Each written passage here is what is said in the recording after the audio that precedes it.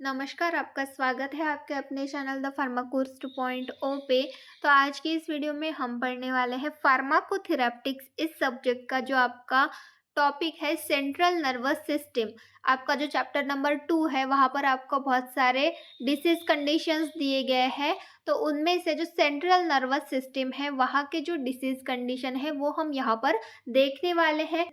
तो सिलेबस में एक बार देख लेते हैं आपको कौन कौन से disease condition central nervous system में दिए गए हैं। तो आइए देखते हैं। जैसे कि आप सिलेबस में देख सकते हैं सेंट्रल नर्वस सिस्टम, यहाँ पर आपको सबसे पहले इपिलेप्सी इस कंडीशन के बारे में पढ़ना है। उसके बाद पार्किंसंस डिसीज, उसके बाद अल्जाइमर्स डिसीज, स्ट्रोक, माइग्रेन। तो ये सारी कंडीशंस के बारे में आपको इस चैप्टर में इस टॉपिक में पढ़ना है। तो ये सारे टॉपिक हम देखने वाले हैं, ये सारी कंडीशंस हम वन बाय वन पढ़ेंगे। तो आज की इस वीडियो में हम सबसे पहले आपकी जो सबसे पहली कंडीशन है इपिलेप्सी, उसके बारे में पढ़ेंगे। तो आइए स्टार्ट करते हैं।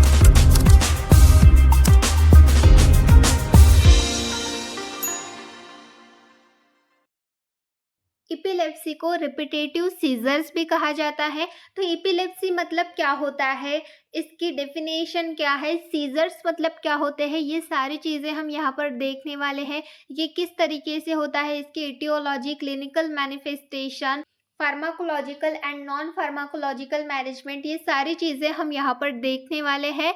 तो epilepsy is derived from the Greek word epilepsia means to seize was first use by Hippocrates.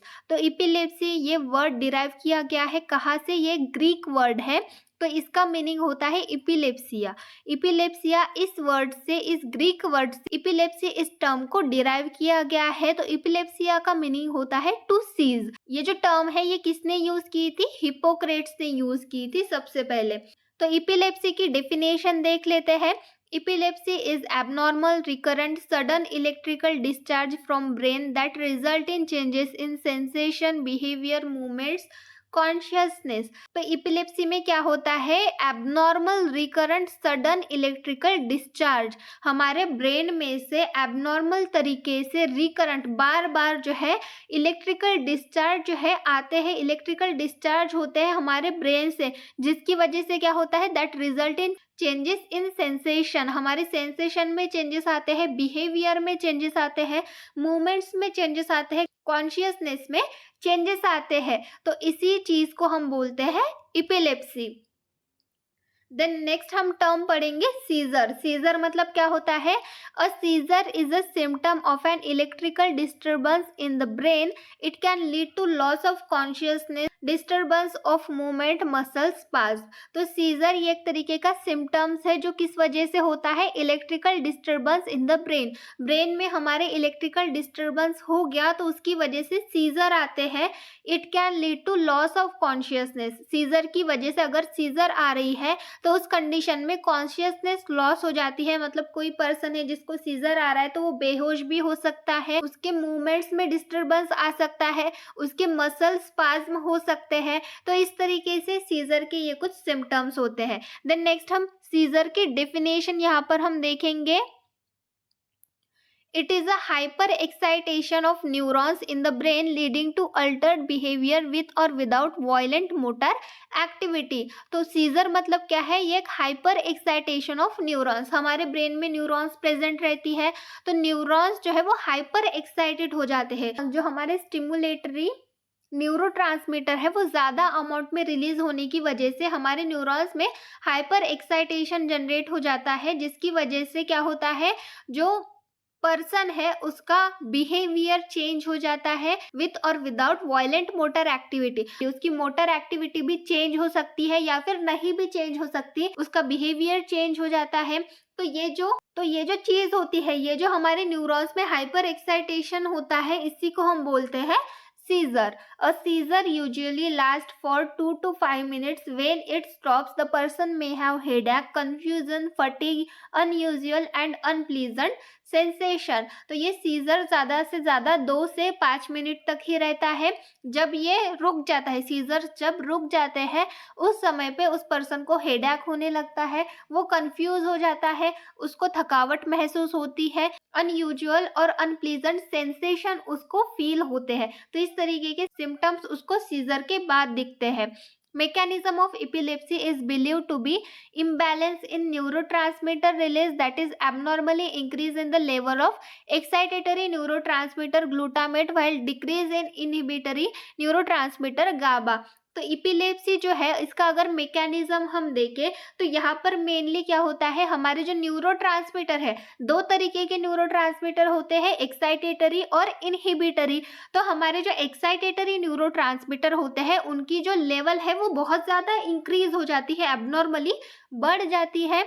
और जो हमारी इनहिबिटरी न्यूरोट्रांसमीटर जैसे गाबा हो गया, इनकी जो लेवल है वो अचानक कम हो जाती है। और जो हमारे एक्साइटेटरी न्यूरोट्रांसमीटर जैसे कि ग्लूटामेट है, उनकी लेवल बहुत ज़्यादा इंक्रीज हो जाती है। तो इसमें क्या होता है, हमारे न्यूरोट्रांसमीटर्स में इम्बैलेंस हो जाता है, जिसकी वजह से हमारे न्यूरॉन्स में हाइपर एक्साइटेशन प्रोड्यूस होती है। उसकी वजह से बिहेवियर चेंज हो जाता है, मोटर एक्टिविटी चेंज हो जाती है, कॉन्शियसनेस चेंज हो जाती है, लॉस हो जाती है। तो इस तरीके के सिम्टम्स दिखते हैं, तो इसी को हम सीजर्स बोलते हैं या फिर हम इपिलेप्सी बोलते हैं। Several type of epilepsy have now been linked to defective genes for ion channels that control the flow of ions and regulate neuron signaling। अब बहुत सारे टाइप्स के इपिलेप्सी होते हैं, तो उनके अगर लिंक देखें तो वो जीन्स से रिलेटेड होते हैं। जीन्स में डिफेक्ट होने की वजह से, जीन्स कौन से, जो आयन चैनल्स के जो जीन्स होते हैं जो कि कंट्रोल करते हैं आयंस के फ्लो, न्यूरॉन सिग्नलिंग को जो रेगुलेट करते हैं, ऐसे जो आयन चैनल्स होते हैं तो उनके जो जीन्स होते हैं उनमें डिफेक्ट होने की वजह से इपिलेप्सी जैसी कंडीशन जो है वो ऑकर होती है। देन नेक्स्ट है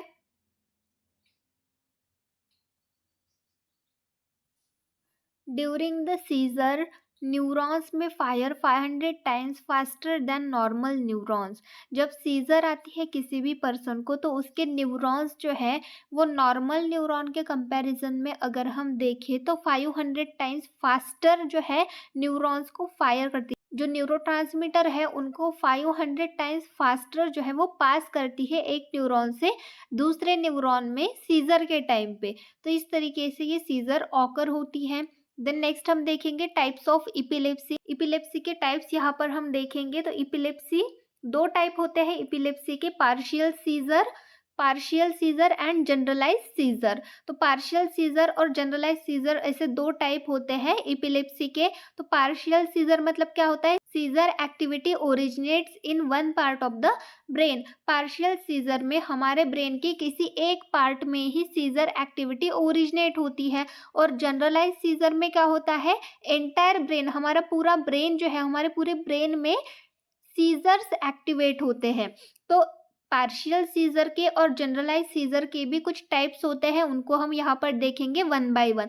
सबसे पहले पार्शियल सीजर के टाइप्स देखते हैं। तो पार्शियल सीजर का सबसे पहला टाइप है simple partial seizure. Then next है second type complex partial seizure. Third type है partial seizure evolving to generalise seizure. तो इस तरीके से तीन टाइप होते हैं पार्शियल सीजर के। देन अगर हम जनरलाइज सीजर की बात करें तो जनरलाइज सीजर के भी कुछ टाइप्स होते हैं, उसमें से सबसे पहला टाइप है टोनिक सीजर। देन नेक्स्ट है clonic scissor, third one is the tonic clonic scissor, fourth one is the absence seizure, fifth one is the atonic seizure, sixth one is the myoclonic seizure, seventh is the akinetic seizure and eighth is the infantile seizure। तो इस तरीके से total 8 तरीके के generalise scissor होते हैं और partial scissor होते हैं 3 तरीके के। तो वन बाय वन इनके बारे में हम यहाँ पर पढ़ेंगे। एटोनिक सीजर मतलब क्या होता है, पार्शियल सीजर मतलब क्या होता है, सिंपल पार्शियल सीजर मतलब क्या होता है, ये सारी चीजें हम यहाँ पर देखेंगे।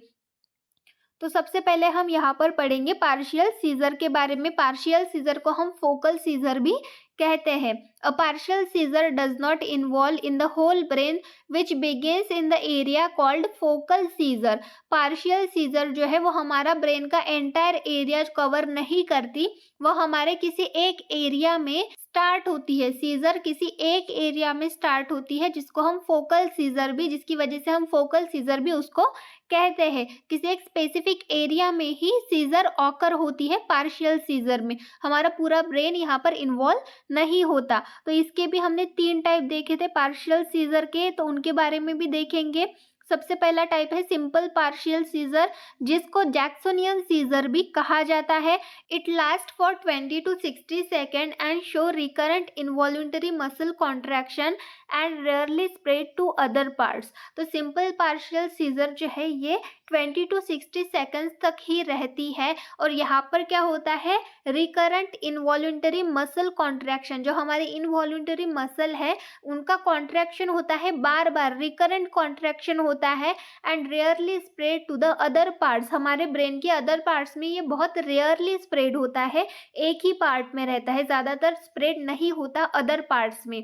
देन नेक्स्ट टाइप है complex partial seizure. Complex partial seizure को टेम्पोरल लोब या फिर साइकोमोटर सीजर भी कहा जाता है। This attack last for 2 to 5 minutes. Complex partial seizure जो है वो 2 से 5 मिनट तक ही रहता है। The focus is located in temporal lobe. तो कॉम्प्लेक्स पार्शियल सीजर ज़्यादातर टेम्पोरल लोब के एरिया में ही आती है, जनरेट होती है। It is characterised by sudden onset of impaired consciousness, purposeless movement, emotional changes, aimless walking etcetera. तो इसकी कैरेक्टरिस्टिक्स हम देखें, जब कॉम्प्लेक्स पार्शियल सीजर आती है तो सिम्टम्स किस तरीके से दिखते हैं।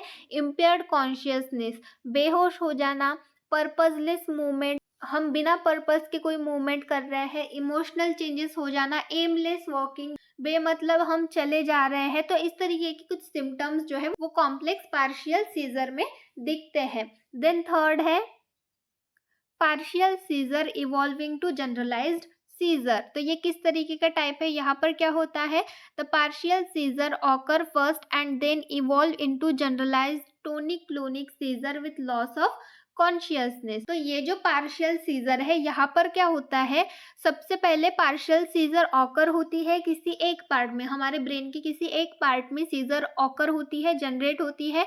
उसके बाद वो धीरे धीरे जनरलाइज सीजर में कन्वर्ट होती है, मतलब उस छोटे से पार्ट से हमारा पूरा ब्रेन अफेक्ट होता है, हमारे पूरे ब्रेन में सीजर जनरेट होते हैं।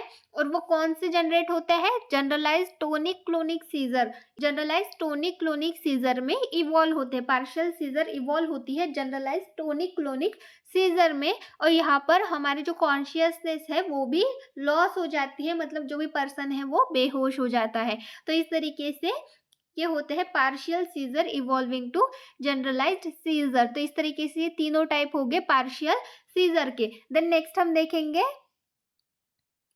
Second type generalise seizure. Generalise seizure मतलब क्या होता है, it involves production of abnormal electrical activity throughout brain and leads to immediate loss of consciousness. तो यहाँ पर क्या इन्वॉल्व होता है, abnormal electrical activity, production of abnormal electrical activity throughout brain. हमारे ब्रेन में, हमारे पूरे ब्रेन में एबनॉर्मल इलेक्ट्रिकल एक्टिविटी प्रोड्यूस होती है, जिससे इमीडिएट लॉस ऑफ कॉन्शियसनेस, मतलब हमारी जो कॉन्शियसनेस है वो लॉस हो जाती है इमीडिएटली, हम बेहोश हो जाते हैं वहीं पर जब जनरलाइज सीजर ऑकर होते हैं तब। तो इसके भी कुछ टाइप्स है, यहाँ पर हम देखेंगे इसके टाइप। सबसे पहला है एब्सेंट सीजर, जिसको पेटिटमल सीजर भी कहा जाता है। Absent seizure often occur in children and are characterized by staring into space or stubble body movements such as eye blinking और lip smacking। तो absent seizure ये ज़्यादातर चिल्ड्रंस में ऑकर होता है, चिल्ड्रंस में दिखता है। और इसके कैरेक्टरिस्टिक्स अगर हम देखें तो ये किस तरीके के सिम्टम्स दिखाता है, स्टेरिंग इनटू स्पेस, किसी स्पेस में कंटिन्यूअसली ऐसे देखते रहना, किसी भी चीज़ की तरफ ऐसे देखते रहना, या फिर स्टबल बॉडी मूवमेंट्स जैसे कि आई ब्लिंकिंग हो गया, इस तरीके के मूवमेंट्स जो है वो करना, लिप स्मैकिंग हो गया। तो इस तरीके से सिम्टम्स जो है वो दिखते हैं एब्सेंट सीजर में। देन नेक्स्ट है दिस सीजर में occur in clusters and cause a brief loss of awareness. तो ये जो सीजर है, ये जो अब्सेंट सीजर है, ये क्लस्टर में आती है, क्लस्टर फॉर्म में ऑकर होती है, जिसकी वजह से अवेयरनेस टोटली लॉस हो जाती है। मतलब कोई उनके पास आके कुछ बोले, कुछ कहे, उनको आवाज दे, उनका कोई ध्यान नहीं होता, वो अवेयरनेस लॉस कर चुके होते हैं। तो ये हो गई हमारी अब्सेंट सीजर। देन नेक्स्ट है टोनिक सीजर। टोनिक सीजर मतलब क्या होता है? It cause stiffening of your muscles, muscles में स्टीफनिंग आ जाती है। This seizure usually affect muscles in your back, arms and legs and may cause fall to the ground. तो टोनिक सीजर में क्या होता है? आपके बैक के मसल्स, आपके आर्म्स के मसल, लेग्स के मसल जो है वो अफेक्ट हो जाते हैं, स्टीफनिंग आ जाती है उनमें, जिसकी वजह से आपको चलने में प्रॉब्लम, खड़ा रहने में प्रॉब्लम हो सकती है, जिसकी वजह से आप नीचे गिर सकते हैं। तो ये हो गई आपकी टोनिक सीजर। देन नेक्स्ट है एटोनिक सीजर,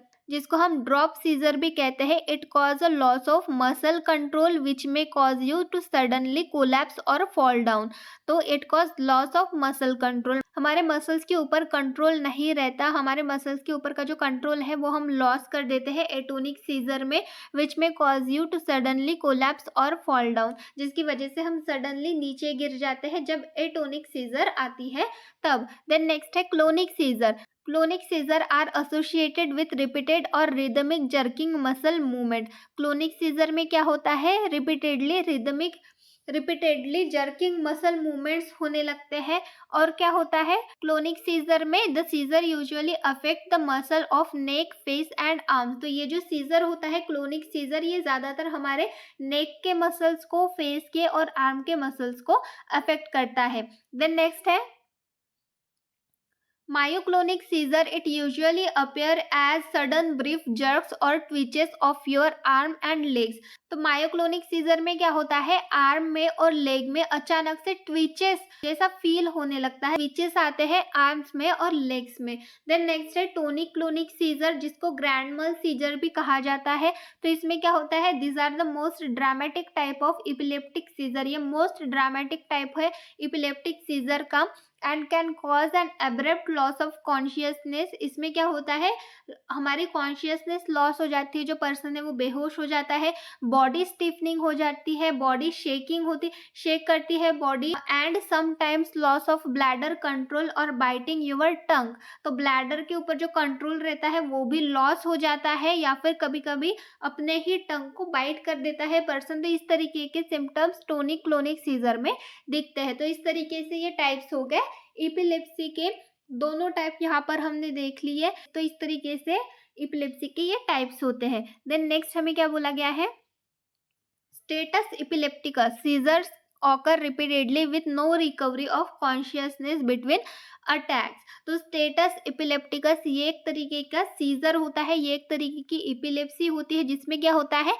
सीजर रिपीटेडली आते हैं with no recovery of consciousness between attacks. Attacks के बीच में कॉन्शियस होना, मतलब पर्सन जो है वो पूरी तरीके से बेहोश हुआ रहता है और उसकी कॉन्शियसनेस वापस आना बहुत ही ज्यादा मुश्किल होता है। तो इस तरीके की सीजर्स को हम बोलते हैं स्टेटस इपिलेप्टिकस। तो इस तरीके से ये पूरे टाइप्स हो गए सीजर्स के। देन नेक्स्ट हम देखेंगे इटियोलॉजी। सीजर्स की इटियोलॉजी क्या होती है? इपिलेप्सी की इटियोलॉजी यहाँ पर हम देखेंगे। The exact cause of epilepsy may not be known, the more common seizure are caused by the following. तो एग्जैक्ट कॉज जो है वो इपिलेप्सी का वो अभी तक पता नहीं चला है, पर मोर कॉमन कॉजेज जो है सीजर्स के वो यहाँ पर हमें दिए गए हैं। जैसे सबसे पहला है हेड ट्रॉमा हो गया। Head trauma as a result of car accident और other traumatic injury can cause epilepsy.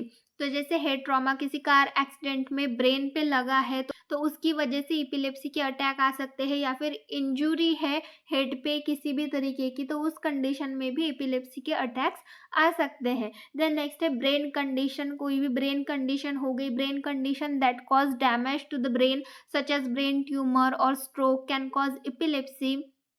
Stroke is a leading cause of epilepsy in adults older than age 35। तो ब्रेन कंडीशन में जो हमारा ब्रेन है वो वो हमारा डैमेज हुआ है, तो उस कंडीशन में भी एपिलेप्सी के अटैक्स आते हैं। हमारे ब्रेन में अगर ट्यूमर है, स्ट्रोक्स आते हैं, तो उसकी वजह से एपिलेप्सी के अटैक्स आते हैं। स्ट्रोक जो है ये एक लीडिंग कॉज होता है एपिलेप्सी का अडल्ट्स में, जो 35 से ओल्ड एज के हैं उनमें स्ट्रोक की लीडिंग कॉज होता है एपिलेप्सी के अटैक आने के। देन नेक्स्ट है infectious disease such as meningitis, AIDS and viral encephalitis can cause epilepsy.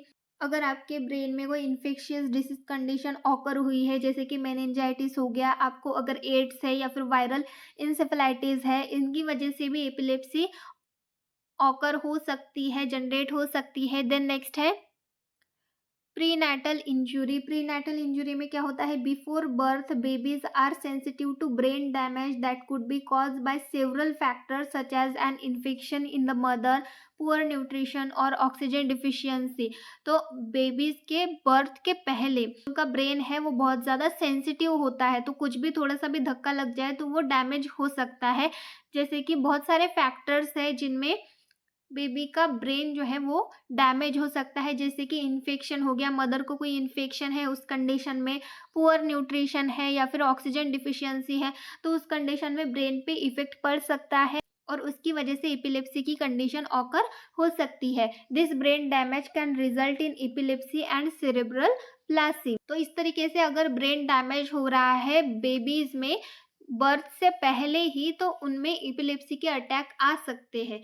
Then next है डेवलपमेंट डिसऑर्डर मतलब epilepsy can sometime be associated with developmental disorder such as autism, neurofibromatosis. तो epilepsy ये associated होते हैं developmental disorders की वजह से, जैसे ऑटिज्म हो गया या फिर न्यूरोफाइब्रोमैटोसिस हो गया, इनकी वजह से भी एपिलेप्सी ऑकर हो सकती है। अदर पॉसिबल कॉज में इंक्लूड, अदर पॉसिबल कॉजेज यहाँ पर हमें दिए गए हैं। सबसे पहला है brain tumour, second is the cranial surgery, third is the metabolic disorder, fourth one is the drug toxicity, fifth one is the CNS infection, sixth one is the circulatory disorder, seventh is the drug withdrawal state, eight is the congenital neurodegenerative disorder. तो इस तरीके से ये other possible causes हो सकते हैं epilepsy के। Then next हम देखेंगे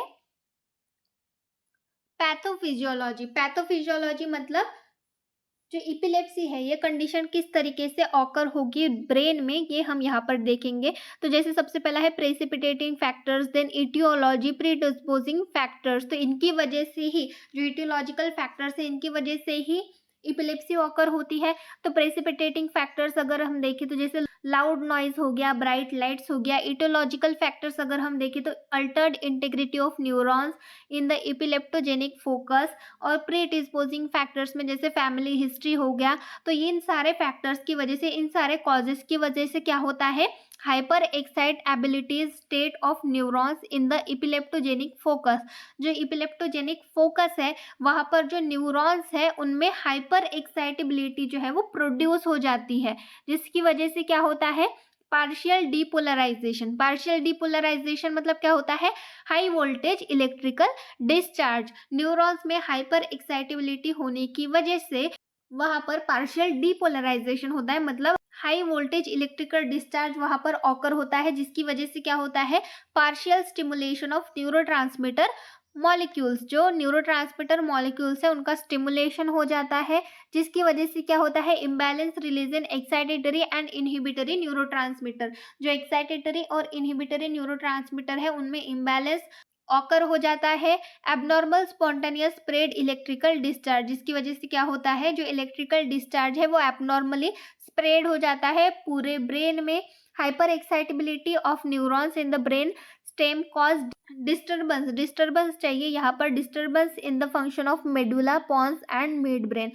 हमारे ब्रेन के न्यूरॉन्स में हाइपर एक्साइटेबिलिटी होने की वजह से, हमारे ब्रेन स्टेम में हाइपर एक्साइटेबिलिटी होने की वजह से हमारे मेडुला के, पॉन्स के और मिड ब्रेन के फंक्शन में डिस्टर्बेंस आ जाता है, जिसकी वजह से हमें एपिलेप्सी के अटैक्स आते हैं। तो इस तरीके से एपिलेप्सी जो है वो ऑकर होती है हमारे ब्रेन में। देन नेक्स्ट हम देखेंगे क्लिनिकल मैनिफेस्टेशन मतलब जो सिम्टम्स है, एपिलेप्सी के जो सिम्टम्स हैं वो हम यहाँ पर देखेंगे। Because epilepsy is caused by abnormal activity in the brain, seizure can affect any process of your brain coordinate, seizure sign and symptoms में इंक्लूड। तो एपिलेप्सी ये हमारे ब्रेन से रिलेटेड होती है, हमारे ब्रेन में एबनॉर्मल एक्टिविटी कॉज करती है। तो सीजर जो है वो हमारे ब्रेन की किसी भी एक्टिविटी, किसी भी प्रोसेस को अफेक्ट कर सकता है। यहाँ पर हमें कुछ साइन एंड सिम्टम्स दिए गए हैं। सबसे पहला है टेम्पररी कंफ्यूजन, कंफ्यूज हो सकता है जो भी पर्सन जिसको एपिलेप्सी अटैक आया है वो कंफ्यूज हो सकता है temporarily. Staring spells. Then next है third, uncontrollable jerking movements of the arms and legs, arms और लेग्स के जर्किंग मूवमेंट जो कि अनकंट्रोलेबल होते हैं। लॉस ऑफ कॉन्शियसनेस और awareness. Fifth, psychic symptoms such as fear, anxiety. तो इस तरीके के सिम्टम्स जो है वो आते हैं एपिलेप्सी अटैक आने के बाद। इस तरीके के सिम्टम्स हमें दिखते हैं। Symptoms vary depending on the type of seizures. तो जैसे टाइप, अलग अलग टाइप हमने देखे सीजर्स के, तो उनके ऊपर डिपेंड होता है, अलग अलग सीजर्स के अलग अलग तरीके के सिम्टम्स होते हैं। तो इस तरीके से ये हो गए क्लिनिकल मैनिफेस्टेशन एपिलेप्सी के। देन नेक्स्ट हम देखेंगे डायग्नोस्टिक टेस्ट। तो डायग्नोस्टिक टेस्ट यहाँ पर हम देखेंगे, सबसे पहली है अ न्यूरोलॉजिकल एग्जामिनेशन। न्यूरोलॉजिकल एग्जामिनेशन किया जाता है, तो उसमें क्या किया जाता है, examination of behavior, motor abilities, mental function and other areas to diagnose the condition and determine the types of epilepsy। तो न्यूरोलॉजिकल एग्जामिनेशन में क्या किया जाता है, जो पर्सन है उसका बिहेवियर किस तरीके का है उसकी एग्जामिनेशन की जाती है, मोटर एबिलिटीज का एग्जामिनेशन किया जाता है, मेंटल फंक्शन का एग्जामिनेशन किया जाता है एंड अदर एरियाज, और जो भी अदर एरियाज है उनका डायग्नोस किया जाता है, उनका डायग्नोसिस किया जाता है, ताकि जो इपिलेप्सी का टाइप है वो हम डिटरमाइन कर सके। देन नेक्स्ट टेस्ट है ब्लड टेस्ट। ब्लड टेस्ट में क्या किया जाता है, a blood sample to check for sign of infections, genetic condition और other condition that may be associated with seizure. तो ब्लड सैंपल में क्या चेक किया जाता है कि उस पर्सन को कोई इन्फेक्शन तो नहीं है या फिर कोई जेनेटिक कंडीशन तो नहीं है जो कि सीजर से एसोसिएटेड रहती है, ऐसी कोई कंडीशन तो नहीं है, ये चेक किया जाता है ब्लड टेस्ट में। देन थर्ड है इलेक्ट्रोइंसेफेलोग्राम, ईईजी की जाती है। तो इलेक्ट्रोइंसेफेलोग्राम में क्या किया जाता है, this is the most common test used to diagnose epilepsy. ये एपिलेप्सी को डायग्नोस करने की मोस्ट कॉमन टेस्ट है। In this test doctors attach electrodes to the scalp with a paste like substance. The electrodes record the electrical activity of brain. तो electroencephalogram में doctors क्या कहते हैं, जो इलेक्ट्रोड्स है वो पेस्ट लाइक सब्सटेंस के साथ स्कैल्प पे अटैच कर देते हैं, जिसकी वजह से हमें जो भी ब्रेन की इलेक्ट्रिकल एक्टिविटी है वो पता चलती है। इलेक्ट्रोड्स जो है वो रिकॉर्ड करते हैं ब्रेन की इलेक्ट्रिकल एक्टिविटी को। देन नेक्स्ट है fourth diagnostic test, high density EEG. अब हाई डेंसिटी ईईजी क्या है, हाई डेंसिटी ईईजी में help to determine which areas of the brain are affected by seizures. ये जो हाई डेंसिटी ईईजी है ये हमें हेल्प करता है किसमें, to determine the areas of the brain, हमारे ब्रेन का जो भी एरिया अफेक्ट हुआ है सीजर्स के साथ वो डिटेक्ट करने में हाई डेंसिटी ईईजी हमें हेल्प करता है। देन नेक्स्ट है fifth computerised tomography, CT scan हम जिसको बोलते हैं, सिटी स्कैन किया जाता है। A CT scan uses x-ray to obtain cross sectional area of the brain. तो सिटी स्कैन में एक्सरेज का यूज किया जाता है, हमारे ब्रेन की क्रॉस सेक्शनल इमेज ऑब्टेन करने के लिए एक्सरेज का यूज किया जाता है सिटी स्कैन में। CT scan can reveal the abnormalities in the brain that might be causing seizure such as tumours, bleeding and cyst. तो सिटी स्कैन जो है वो हमारे ब्रेन में जो भी एबनॉर्मलिटीज है वो बताता है, वो रिवील करता है, जो कि सीजर्स की वजह से ऑकर होती है, जैसे कि ट्यूमर्स हो गया या फिर ब्लीडिंग हो गया या फिर सिस्ट हो गया, ऐसी कंडीशंस भी हमें सिटी स्कैन के थ्रू पता चलते हैं। देन नेक्स्ट है sixth diagnostic test, magnetic resonance imaging. Magnetic resonance imaging में क्या किया जाता है, MRI uses powerful magnets and radio waves to create a detail view of brain है। तो एमआरआई में क्या किया जाता है, जो पावरफुल मैग्नेट्स है या फिर रेडियो वेव्स है वो पास किए जाते हैं, जिससे ब्रेन का एक डिटेल व्यू जो है वो क्रिएट हो जाता है। तो उससे हम पता कर सकते हैं कि हमारे ब्रेन में कोई प्रॉब्लम तो नहीं है। देन नेक्स्ट है seventh diagnostic test positron emission tomography PET. तो पीईटी में क्या किया जाता है? PATs can use a small amount of low dose radioactive material that inject into a vein to help visualize active areas of the brain and detect abnormalities। तो PATs can जो है यहाँ पर small amount में radio active material जो है वो use किया जाता है। स्मॉल लो डोज में रेडियो एक्टिव मटेरियल इंजेक्ट किया जाता है वेन में, पेशेंट के वेन में, जो कि ब्रेन के जो एक्टिव एरियाज है उनकी एक इमेज फॉर्म करता है और एबनॉर्मलिटीज जो है वो डिटेक्ट करता है। देन नेक्स्ट है single photon emission computerised tomography SPECT हम जिसको बोलते हैं। तो इसमें क्या होता है? This type of test is use primarily if you have had an MRI and EEG that didn't pinpoint the location in your brain where the seizures are originating। तो स्पेक्ट कब यूज़ की जाती है? जब आपने MRI किया, EEG भी किया, पर आपके ब्रेन में जो सीजर ओरिजिनेट हो रहे हैं उनका एग्जैक्ट लोकेशन, उनकी एग्जैक्ट लोकेशन अगर नहीं पता चल रही है सीजर्स की, तो उस टाइम पे single photon emission computerised tomography का यूज़ किया जाता है। देन लास्ट टेस्ट है, लास्ट डायग्नोस्टिक टेस्ट है न्यूरो साइकोलॉजिकल टेस्ट। तो इस टेस्ट में क्या किया जाता है? In this test doctor assess thinking, memory and speech skills. Test result help doctors determine which area of brain are affected. इसमें क्या होता है? जो डॉक्टर्स है वो थिंकिंग, मेमोरी और स्पीच स्किल्स को एसेस करते हैं किसी भी पेशेंट के, जिससे उनको पता चलता है कि जो भी पेशेंट है उसके ब्रेन का कौन सा एरिया जो है वो अफेक्टेड है सीजर से। तो इस तरीके से ये डायग्नोस्टिक टेस्ट हो गए इपिलेप्सी के। देन नेक्स्ट हम देखेंगे ट्रीटमेंट। ट्रीटमेंट में फार्माकोलॉजिकल और नॉन फार्माकोलॉजिकल ट्रीटमेंट यहाँ पर हम देखेंगे। तो सबसे पहले नॉन फार्माकोलॉजिकल ट्रीटमेंट के बारे में देखते हैं। Non pharmacological management of epilepsy is possible with lifestyle modification. The lifestyle modification measures mainly include. तो नॉन फार्माकोलॉजिकल मैनेजमेंट जो है एपिलेप्सी का वो लाइफस्टाइल मॉडिफिकेशन के हेल्प से पॉसिबल हो सकता है। तो यहाँ पर हमें कुछ मेजर्स दिए गए हैं। सबसे पहला है physical activity, second is the dietary sodium restriction, third one is the weight reduction, fourth one is the D avoid smoking, E avoid alcohol consumption, F stress management। तो इस तरीके से ये लाइफस्टाइल मॉडिफिकेशन अगर आप करते हैं, कोई भी पेशेंट करता है जिसको सीजर आते हैं, तो उस कंडीशन में उनके जो सीजर्स हैं वो मैनेज हो सकते हैं। देन नेक्स्ट है फार्माकोलॉजिकल मैनेजमेंट। फार्माकोलॉजिकल मैनेजमेंट में हम मेडिकेशंस देखते हैं, कौन कौन से मेडिकेशन हम यूज़ कर सकते हैं इपिलेप्सी को ट्रीट करने के लिए, वो हम यहाँ पर देखते हैं। The medication which are use to treat epilepsy include. Epilepsy को ट्रीट करने के लिए जो भी मेडिकेशंस यूज़ किए जाते हैं वो फार्माकोलॉजिकल ट्रीटमेंट में हम देखते हैं। तो कौन कौन से मेडिकेशन आते हैं? ए कार्बामाजिपिन, बी डायazepam, इथोसुक्जिमाइड, डी फिनिटोइन, ई फिनोबार्बिटल, एफ वैल्प्रोइक एसिड, जी प्रिमिडोन।